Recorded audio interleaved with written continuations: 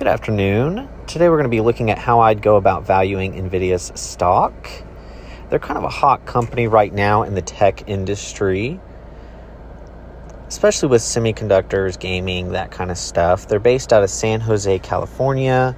And one of the few things I like to look at ahead of time is that corporate governance score. Looks like the audit score is a little high.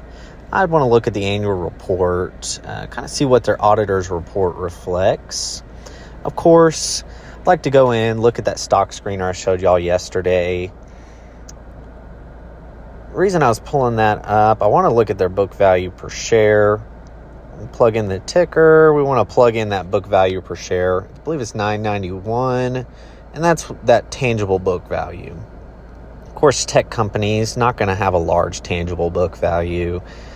There's a lot of assets like trademarks and such, so of course we don't get a buy rating like $14-15 a share when it's trading at $400. Of course, not every stock screener is one size fits all. Let's look at our fundamentals, figure out what the underlying story is. Of course, our price per earnings is really high. It's a tech stock. You got to take that with a grain of salt. And nice, there's a dividend, pretty small, but that's totally okay. Profitability is nice. Management effectiveness, I'd like to see a higher return on assets, but otherwise double digits are what you're looking for. Now the balance sheet statistics make me want to go over, actually look through the financials. Very important to do that regardless anytime you're looking at investing in a company.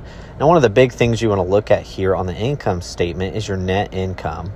I'd like to scroll back and forth, kind of look at the pattern over the last 3 years.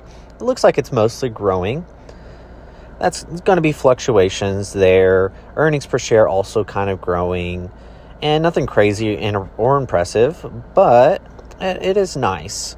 Up in the operating expenses, it's nice we see research and development. That shows us, okay, they're increasing how much they're putting into new products, ensuring that they're staying on top of the ball game. Now we can scroll down here in the balance sheet, total stockholder equity there at the bottom. That's a pretty important number. When you take your assets, subtract out your liabilities, that's what's left over is your equity. So we want to see a nice positive number there.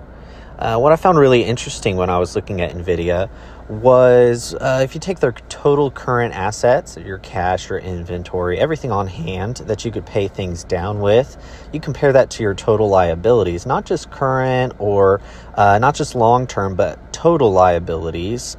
They're actually close to being what's called a net working capital stock. Not quite net. Your receivables, you have to discount those, but really impressive. Good financial shape there.